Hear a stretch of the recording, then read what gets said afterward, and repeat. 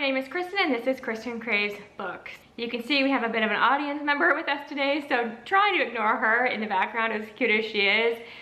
I'm at my parents' place for the summer, as I do every year, and it's harder to find a chance to film, but it's a perfect day for it today. Natural lighting, lots of sun, and I have to talk about all of the books coming out in August.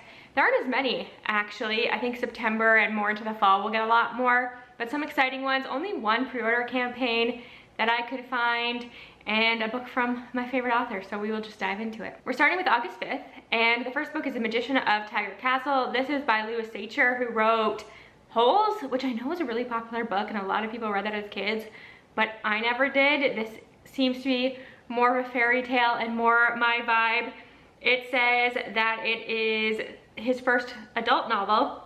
It's a modern fantasy classic, a forbidden love, a crumbling kingdom, and the unexpected magic all around us. We're following Princess Tulia, who lives in a kingdom that is falling apart, and she needs to be put into a marriage of convenience. But a month before the wedding, she actually falls in love with a lowly apprentice scribe, and the father enlists the help of this magician who was said to be a prodigy, but is now kind of ridiculed because he's had a lot of failed attempts at magic, which I've said before is one of my favorite tropes. I love a magician or witch who's just not that good at magic.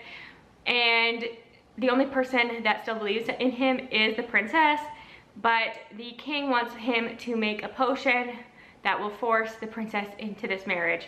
So now he's in a predicament where he doesn't want to betray the princess because they are close and she believes in him, but he also wants to save his kingdom and his reputation. So how does that all work out for him? Then we have House of the Beast by Michelle Wong, and this is a dark fantasy debut about a young woman who strikes a deal with a mysterious and alluring god to seek revenge against her family.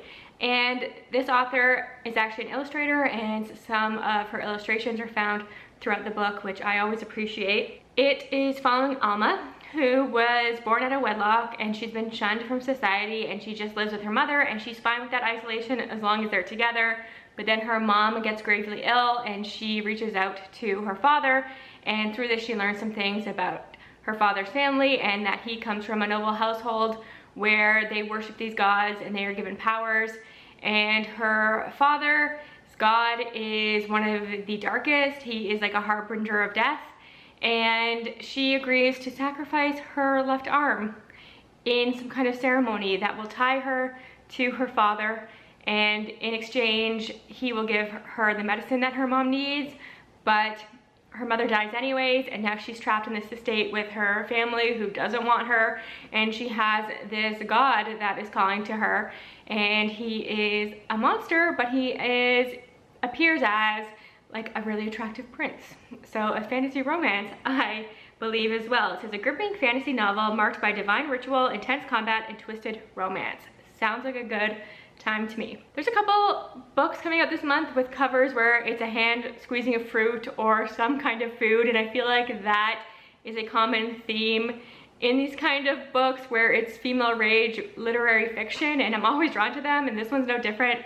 This is called The Dead Husband's Cookbook, and this is by Danielle Valentine, and the tagline is, she has a recipe for the perfect murder. And you may know, if you've been around the channel, that I love books that follow celebrities, celebrity culture, pop culture. That is all interesting to me. And this is something a little different because our main character is a popular celebrity chef. Her name is Maria. It says that she's a household name, an inspiration, an icon. Her dozens of cookbooks and weekly television show broadcast from her beautiful Italian-style kitchen, not to mention her best-selling line of supermarket sauces, and of course her history. So she was actually the timid wife of a different celebrity chef who 20 years earlier disappeared, and she's just never talked about it again, and there's all this mystery around it, and she is now willing to open up about it in a memoir, but she will only talk about it to this editor called Thea, who I believe is more of our main character, and I guess we learn why she's picking this specific person, and there's a lot of lore about what is the secret ingredient in her sauces. So we will see where that goes, how deep it goes, but it sounds intriguing for sure. Then we have a novella that is just calling to me. I love some sci-fi, especially if we're talking a novella, and this just sounds right up my alley, and it's called Automatic Noodle by Annalee Newitz. It's a cozy near future novella about a crew of abandoned food service bots opening their very own restaurant. So it's set in a near future San Francisco where there has been a war and everybody is trying to come back from that. And there are these robots that have been abandoned in this restaurant, and they get together and they decide to take over this food delivery service app, and everything's going well. People are loving their food, but then they're getting review bombed by somebody online, and they need to figure out who's doing that before the reputation is completely destroyed. And I just think everything about that screams me and adorable and cute, and I'm going to eat that up. So I cannot wait for that one. Now, a different kind of sci-fi that does not sound so cozy is Moderation by Elaine Costello. And this is a bold and innovative novel about real romance in the virtual workplace, bringing Costello's trademark wit and sharp cultural criticism in an irresistible story about the possible future of love. So it's a romance set in the virtual world, which I think we'll probably get more and more romances like this, and it's kind of scary, but intriguing topic to explore. So our main character is actually named Girly, and she is a well-known moderator in the virtual space, and her company has been bought by a parent company called Playground, and they are the leading company in this virtual space. And she thinks that now she's going to get a promotion. That seems to be the talk, but she ends up meeting online the co-founder of this company and is intrigued by them. And I think they have a romance, obviously. I also just really love the vibes of this cover, and I'm interested to see the balance between romance and commentary that is done in this, and it just seems like a unique concept to me. Lastly, for August 5th, we have Zom-romcom by Olivia Dade. Can you believe I've never read anything by Olivia Dade? I feel like I would love her stuff. I just need to sit down and actually pick one up. I'm sure I could fly through it, but this one sounds really fun. It says, teaming up with your neighbor during a zombie outbreak is a no-brainer. But if it turns out he's a vampire, the stakes couldn't be higher. So in this world, there seems to just be zombie outbreaks every once in a while. So we're following Edie, and there is the first zombie outbreak in 2 decades, and she thinks that she needs to go help her lonely neighbor next door. And over the course of time, she realizes that he's a vampire and that they actually have feelings for each other, and that they need to team together with some other people to save the world. So that is a very basic synopsis there, but that whole thing just sounds like a campy good time to me. As she and Max battle side by side, Edie must decide whether having a love worth living for means having a love you die for, and in a world that's growing deadlier by the minute, whether that's a risk she's willing to take. Moving on to August 12th, we have Warrior Princess and Assassin by Bridget Kemmerer, who I have read a YA horror from, but her last fantasy series seemed to get mixed reviews, so I didn't pick that up. But if you did read and love that, let me know. And it says that this is a irresistible and steamy fantasy about 3 characters whose paths will collide in surprising ways. 2 royals pushed into political engagement, and the assassin tasked with hunting them down. So we follow a warrior, a princess, and an assassin. The warrior is a king who has a ruthless reputation on the battlefield, and he uses fire magic, but his kingdom is burning down, and he needs to make a marriage of convenience with a neighboring kingdom who has the power to manipulate weather, so he thinks that they can help his kingdom, and he doesn't want anyone to know how the blaze started to begin with. Then we follow the princess of that town who's in an arranged marriage with him, and she's hiding a secret from him because the family's magic is fading, and she comes to realize he's not as ruthless as he seems. Then we're following an assassin, Jory, who is actually the princess's childhood friend, and he has entered this kind of guild where you're an assassin, and he gets a really lucrative job until he realizes who his targets are, and they are obviously the princess and the warrior. And I'm wondering if this is a love triangle or if there's more going on in the romance here. I'm very curious to see where this one goes. I told you we have a couple covers with fruits and hands. This is the next one. It's called What Hunger by Catherine Dang. It says that it's a haunting coming of age tale following the daughter of Vietnamese immigrants, Ronnie, as she grapples with the weight of generational trauma while navigating the violent power of teenage girlhood. It's for fans of Jennifer's Body, which I am a fan of, and we'll try anything that's compared to that. So we're following Ronnie, who is a high school student and spends her summer in the backyard reading trashy magazines, and she is the complete opposite of her brother, who her parents really love, and he is excelling, and he's gonna go off to college next year, and she's dreading that because that means she's gonna be left with her parents. And her parents don't really talk about their time in Vietnam, except they express themselves through food. And it says that in the aftermath of the war, Her parents taught Ronnie and Tommy, her brother, that meat was a dangerous luxury, a symbol of survival that should never be taken for granted, which is interesting. And then a tragedy strikes, which just upends Ronnie's entire life and her family. And a few days after this, she goes to a party where a boy goes too far with her, and this unleashes a power she didn't know that she had. And it says, this newfound power comes with an insatiable hunger for raw meat, a craving that is both a saving grace and a potential destroyer. What hunger is a visceral, emotional journey through the bursts and fistfalls of female rage. Ronnie's Vietnamese lineage and her mother's emotional memory play a crucial role in this tender ode to generational trauma and mother and daughter bonding. So very intrigued by that. Been wanting to get more into this literary fiction space. The fact that there's a bit of maybe more of a horror slash magical realism vibe in this one makes it that much more appealing to me. Another author who I'm so intrigued by and have never read anything from is Chuck Tingle, and he has a new book coming out. It's called Lucky Day, and I love this cover, and the tagline says, all bets are off.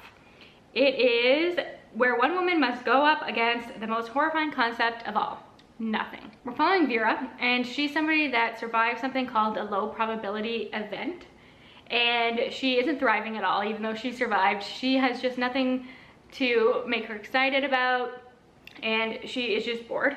She no longer finds meaning in anything. And it says that a problematic government agent knocks on her door. She's the only one who can help him uncover the connection between deadly spates of absurdity and an improbably lucky casino.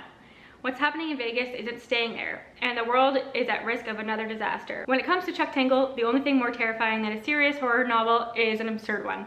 And this certainly sounds absurd, so we'll see. That synopsis is just kind of wild, but I think that's what he's known for and why he's beloved and why I think I should try something from him. I am not used to sitting on the floor to film videos. My legs are asleep, but this next one is cute. I've really been in a contemporary romance vibe this year, and this looks like a fun one. It's called Love at First Sighting by Mallory Merlot, and it's a close encounter of the romantic kind. A chance at love might not be out of this world. Elle is our main character, and she is a influencer in Los Angeles, and it looks like that she has the most perfect aesthetic life, but she's looking for something more.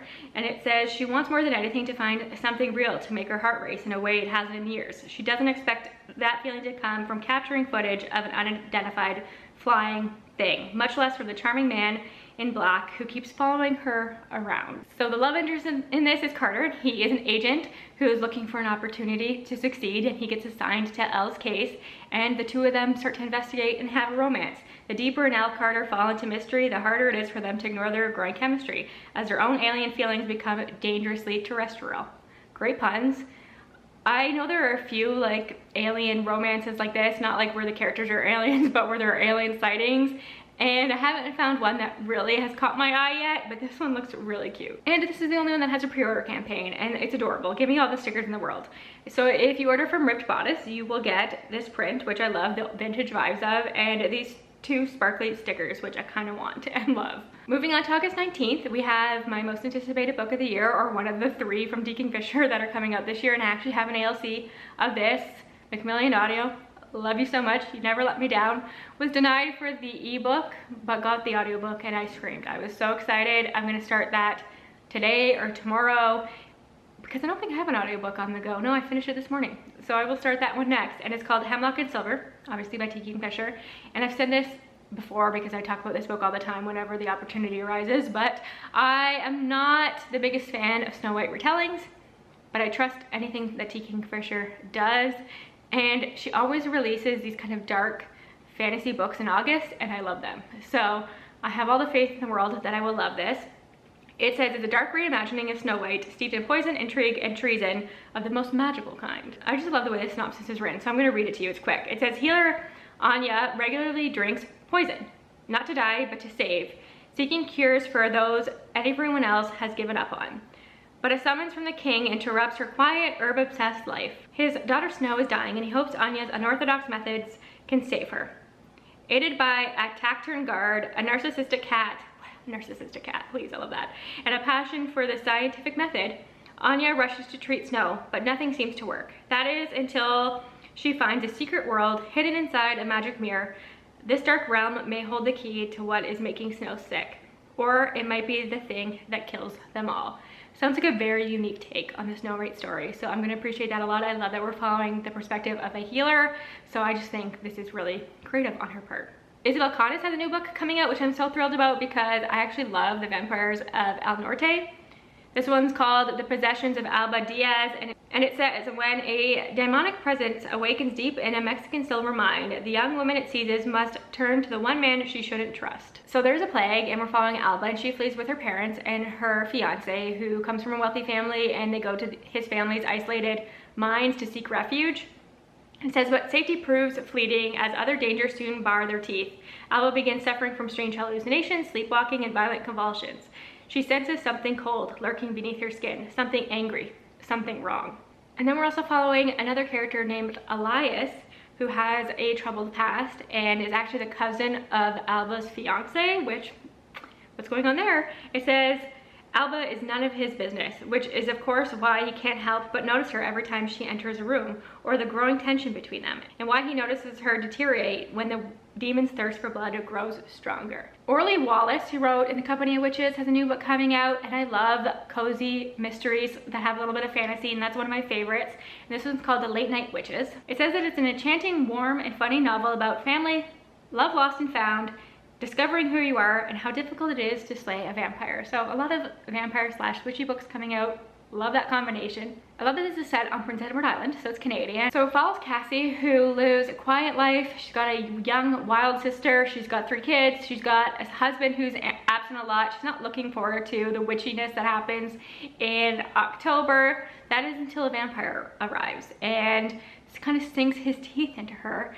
And she remembers that she has this family legacy, this power, and she must rid the island of these vampires. It says, armed with her family, newfound friends, and a baby, Cassie must learn what it is to be a witch and how to fight for what she loves before time runs out, because on Halloween night, the stakes will be higher than ever before, and it's up to Cassie to finish what the witches that came generations before her started. That might be a good one to actually read like on Halloween day. Sounds like a fun time, probably a quick read as well. This one sounds like it's gonna be perfect for fans of the Thursday Murder Club. It's called The Marigold Cottages Murder Collective by Joe Nichols. It says a perfect summer read, full of charm and heart, written in the vein of the Thursday Murder Club, or only murders in the building, but with a Southern Californian twist. So Mrs. V is the landlord of these Marigold Cottages, and she only rents to people that she actually cares about. So we have Sophie, an anxious young playwright with a dark past, Hamilton, an agoraphobe who likes to overshare, Ocean, a queer sculptor raising 2 kids alone, the perfectionist Lillian,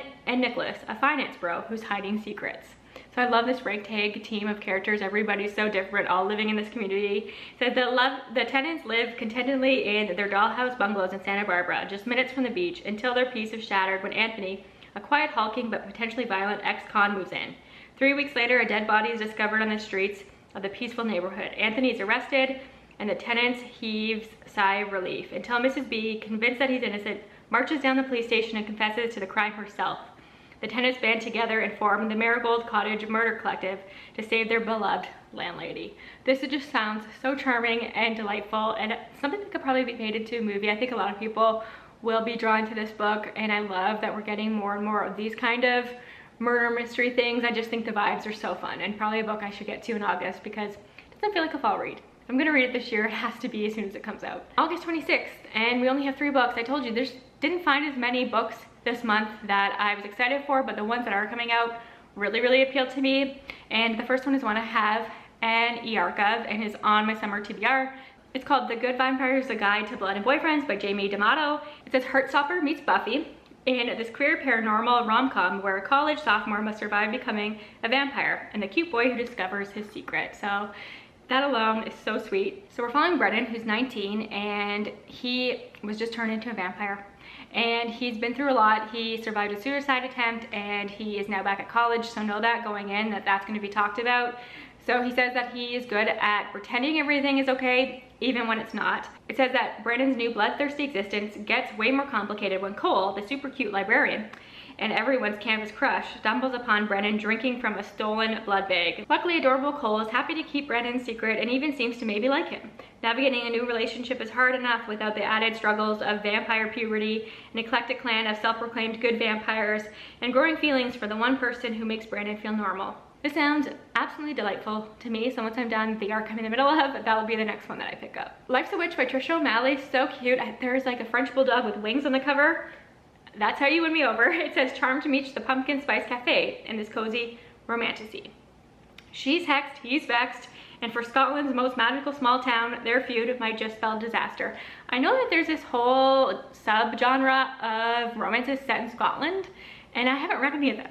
But there's a lot of my TBR. I talk about them a lot in these videos because they're just, that seems to be a niche people are for, and I'm all about it. This one sounds fun. We're following Sloane, and she swore she was never gonna go back to her hometown, but she's about to turn 25, and when you turn 25, you receive your powers as a witch, and her grandmother calls her home because she needs help breaking this family curse. There's always a family curse in these kind of stories, isn't there? Then we're following Knox, who is the town's mayor, and he's spent his whole career trying to make this town a magical haven for anybody supernatural. And the last thing he needs is Sloane to come back to town with her curse and ruin everything. And it says it doesn't matter that he once crushed on her for the sake of Briar Haven, Sloane has to go.